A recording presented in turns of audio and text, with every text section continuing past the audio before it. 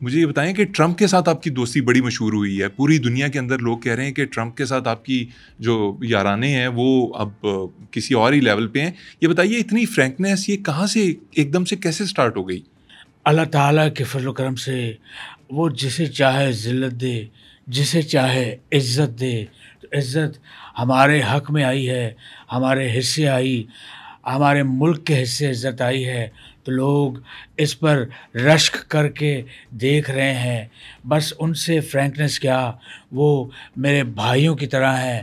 آپ یقین جانیں کہ ان میں اور مجھ میں اتنی اپنائیت، اتنی کلوزنس ہو گئی ہے. یقین جانیں اگر وہ بھٹے کا ایک سٹا لیتے ہیں تو توڑ کے آدھا مجھے دیتے ہیں. اگر وہ ایک چائے کا کپ منگواتے ہیں تو ساتھ ایک خالی کپ بھی منگاتے ہیں. ہم دونوں آدھی آدھی پیتے ہیں. ٹرمپ میں اور مجھ میں اتنی قربت ہو گئی ہے، ٹرمپ تو ڈرنے لگ گیا ہے. اس دن بھلا کیا کرتا ہے کہ مجھے بلایا اور ساتھ ہی $1 بل پہ انہوں نے اپنا سائن کیا، دوسری طرف انہوں نے میرا سائن کروایا اور نوٹ کو بیچ میں سے پھاڑ دیا.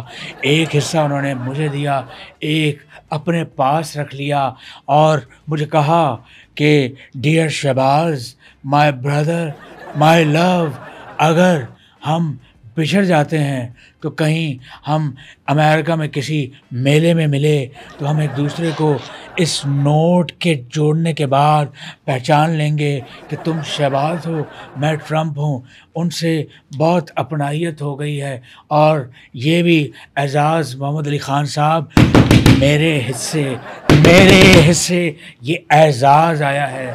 وزیر اعظم صاحب یہ بتائیے کہ آپ نے ایک موقع کے اوپر پیچھے کھڑے ہو کے ٹرمپ صاحب کو ایسے آنکھ بھی ماری تھی، وہ کیا واقعہ تھا؟ ظاہر ہے محمد علی خان، وہ ٹرمپ صاحب کا اور میرا فرینکنس لیول ہے. صاحب تو میں آپ کے لیے کہہ رہا ہوں، ٹرمپو کا اور میرا فرینکنس لیول کہیں اور جو ہے وہ پہنچ گیا ہے. میں واحد بندہ ہوں. آپ یقین کریں کہ دنیا میں واحد میں وہ شخص ہوں گا کہ جس نے سر عام ہزاروں کیمراز کے سامنے ٹرمپ کو آنکھ ماری. ورنہ آپ کو پتہ ہے کہ ٹرمپ کو کوئی آنکھ نہیں مارتا. جب بھی مارتا ہے ٹرمپ مارتا ہے. آپ مودی کی حالت دیکھیں، ٹرمپ نے مودی کی حالت کیا کر چھوڑی ہے. اب تو مجھے شرم آنے لگی ہے جو مودی کے ساتھ ٹرمپ کر رہا ہے. اچھا سر، کوئی اور دوستی کے واقعات بتائیے اپنے اور ٹرمپ صاحب کی. ایک واقعہ ہو تو اب بتاؤں.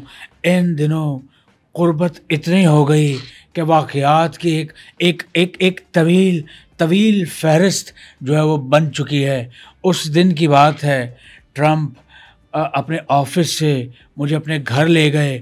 وہاں پہ اپنے پرانے البم جو ہے وہ دکھائے، اپنے ماں باپ کی تصویر دکھائی، اپنے پورے خاندان کی تصویر دکھائی، اور پھر ہمیں ایک جگہ لے گئے.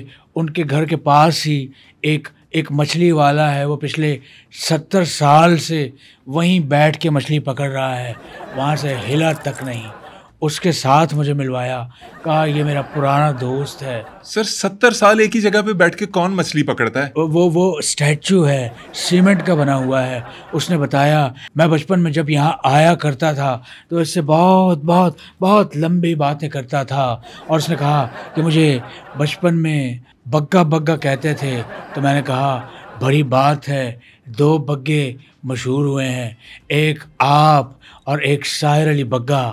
آپ دیکھیں دونوں کس اوج ثریا پہ پہنچ گئے ہیں. تو فرینکنس لیول ٹرمپو کے ساتھ بہت آگے چلا گیا ہے. ناظرین، یہ تھی ہمارے وزیر اعظم صاحب کی ڈمی، جس نے اس پروگرام میں ایسی باتیں آپ کو اور مجھے بتائیں کہ جو یقیناً ہمارے لیے بالکل نئی تھیں. ان کی اور ٹرمپ کی دوستی جاری رہے، ہم اس کے لیے دعا گو ہیں. ہم یہ دعا بھی کرتے ہیں کہ ہم جیل کی ہوا کھانے سے بچے رہیں، اس کی چکی ہمیں نہ پیسنی پڑے، کیونکہ وہ ہمارے بس کی بات نہیں. ہماری ساری کامیڈی نکل جائے گی اور حاصل وصول کچھ بھی نہیں ہوگا. 7000 ویوز کے لیے اتنا ہم نہیں کر سکتے. ایک یوٹیوب چینل کو دیکھنے والے کیا کیا کرتے ہیں، سبسکرائب، لائک، یہ سب آپ کو پتہ ہے.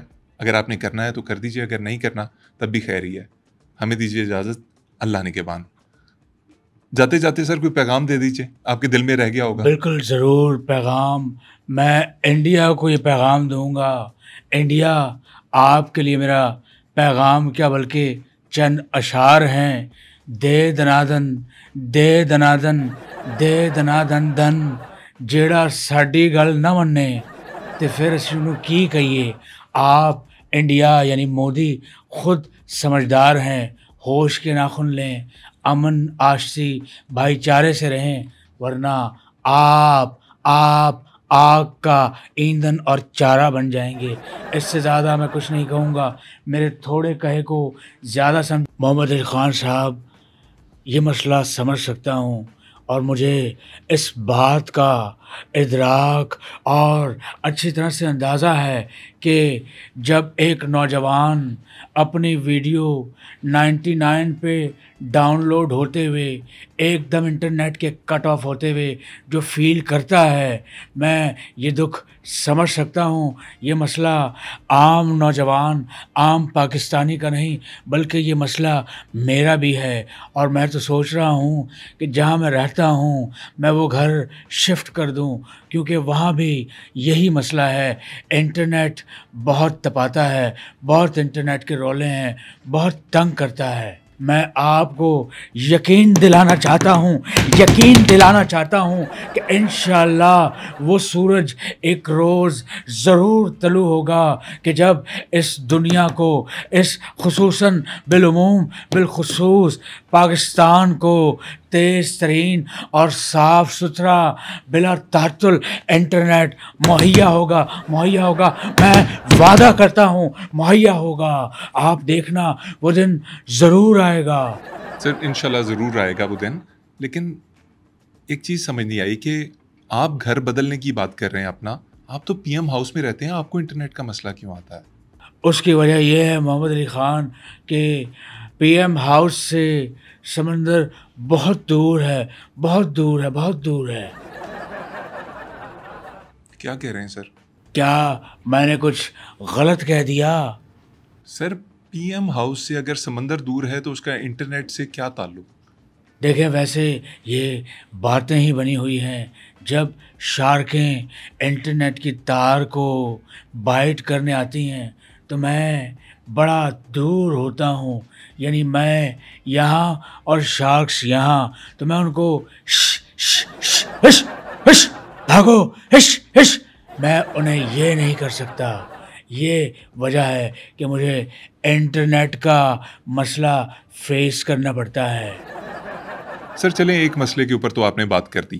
آپ محمد علی خان صاحب مسئلوں پر بات کرنے والے، ان سے گھبرانے والے ہم نہیں ہیں۔ آپ کریں بات، ایک مسئلہ ہو، دو ہو، جس پہ بھی کرنا ہے کریں۔ سر وہ بات میں پہلے بھی کر رہا تھا، آپ کو یہ کرنے کی ضرورت نہیں تھی، لیکن چلیں آپ نے کر دیا۔